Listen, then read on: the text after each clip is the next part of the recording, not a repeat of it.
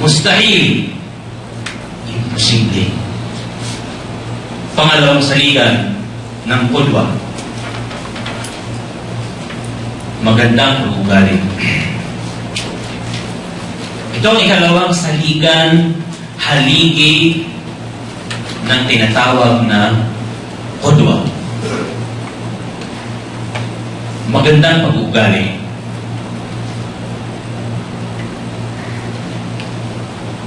Ano ang sinabi ni Allah subhanahu wa ta'ala kay Propeta Muhammad sallallahu alaihi wasallam?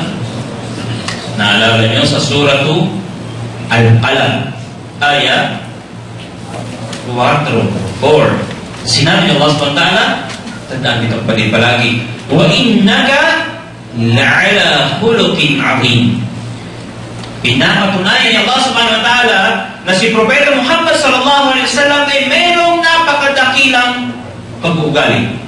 Subhanallah. Tinanong si Aisha radhiyallahu ta'ala anha, kanyang asawa, kung ano ang pag-uugali ni Propeta Muhammad sallallahu alaihi wasallam. Sinagot niya ng napakaiksi, kana khuluquhu al-Quran. Ang kanyang pag-uugali ay ang Quran. Subhanallah.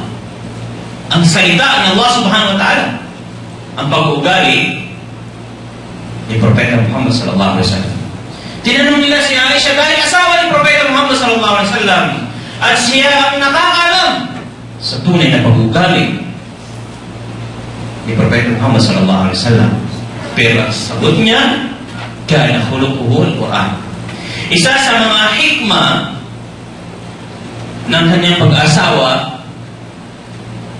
ng marami ay upang patunayan na sa mga tao na siya ay tunay na propeta. Dahil maaaring ang isang tao sa labas, mabuti.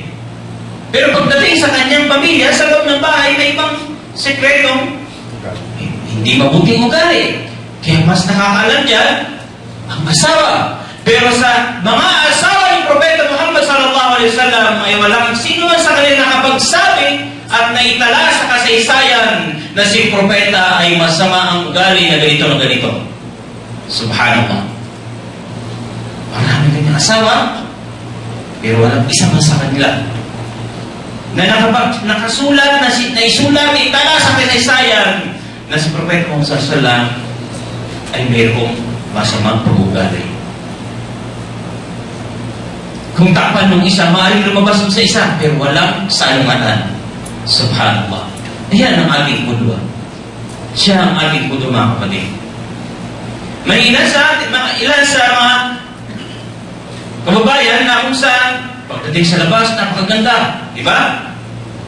Pero pag nagsalita sa loob ng bahay, at meron siyang hindi mabuting gawain, ay ang maririnig mo lang sa iyong misis, nagsalita na naman. Di ba? Ibig sabihin may problema. Okay? Mayroong problema sa loob ng bahay. Subhanallah. Sinabi ni Propeta Muhammad sallallahu alaihi wasallam, wa khaliqin nasa bi khuluqin hasan. Makitungo ng mabuti sa lahat na tao. Hindi niya sinabi sa mga Muslim lang. Makitungo ng maayos. Paganda ng pag-ugali sa mga Muslim, hindi lang yan ang sinabi niya. Wa khaliqin nasa, sinabi, wa khaliqin nasa, hindi niya sinabi, wa khaliqin muslimin. Pagkos sinabi niya, wa khaliqin nas. Pakitungo ng mabuting pag-ugali sa mga tao. Sinabi pa ni Propeta Muhammad sallallahu alaihi wasallam, ma min shay'in athqal fi mizan al-'abd yawm al-qiyamah min husn al-khuluq. Wala, sabi ni Propeta Muhammad sallallahu alaihi wasallam, na pinakamabigat sa timbangan ng isang alipin na hihigit sa bigat ng gantimpala ng mabuting pag-ugali. Subhanallah.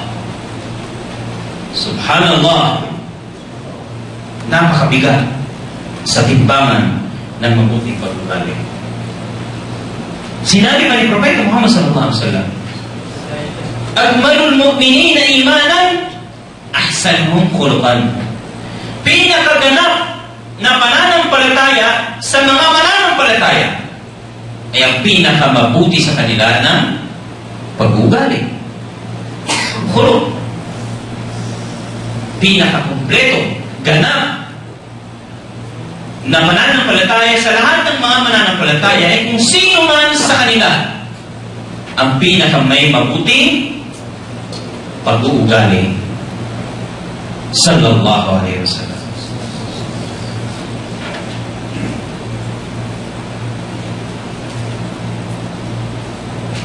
Magandang pag-uugali ay marami. Ilan sa mga ito ang mga sumusunod. Makatotohanan, yung tinatawag na sadiq. Sino? Pangalawa, mapagtimpi, pag-uugali ito. Sabr. Isa pa sa magandang pag-uugali, rahman, maawain. Pang-apat, at-tawadu. At-tawadu, mapagpumbaba. At kasama rin dito ang malumanay at pagiging babae. Pag-ugali ito. At marami pang iba.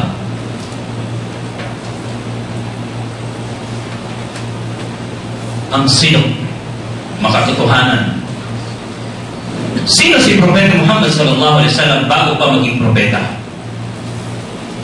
Kinilala siyang hindi marunong magsinungaling noong bago pa man maging ganap na propeta. Subhanallah. Bago pa siya mag-aral, bago pa siya mag-aral at magdeklara ng kanyang pagiging propeta, ang propeta mo o Muslim o Da'ya ay kinilala ng mga musyrikin ng hindi mga mananampalataya sa Islam na hindi marunong magsinungaling. Kung nabasa niyo sa kanyang talambuhay ni Propeta Muhammad sallallahu alaihi wasallam, bago niya ihayag ang kanyang layunin, ang kanyang aral sa mga hindi mananampalataya, ay sinubukan niya muna sila.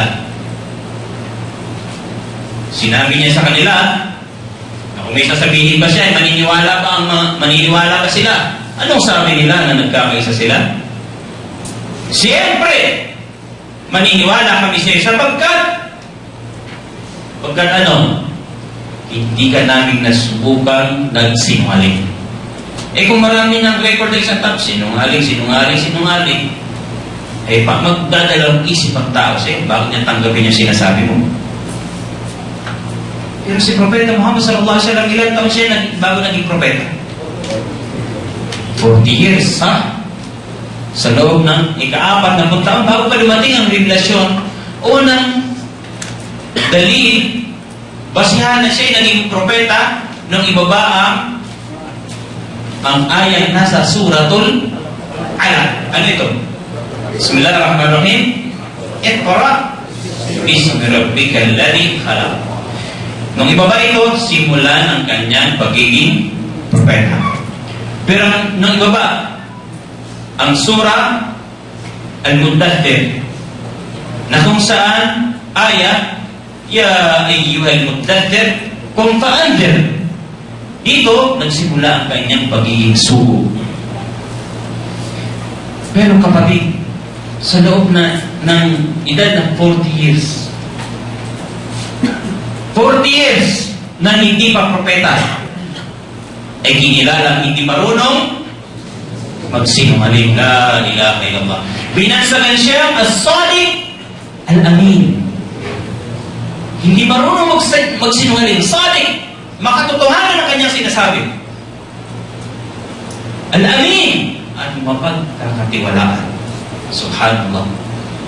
Kinilala siya bago pa maging ganap na propeta. How much more, kapatid, na tumanggap na siya ng revelasyon, na tinuruan na siya ni Anghel Gabriel na itinuturo ang tuwid na landas tungo kay Allah subhanahu wa ta'ala. Si Propeta Muhammad sallallahu alaihi wasallam may nagsabi, "Inna as-sidqa yahdi ila al-birr, wa inna al-birra yahdi ila al-jannah."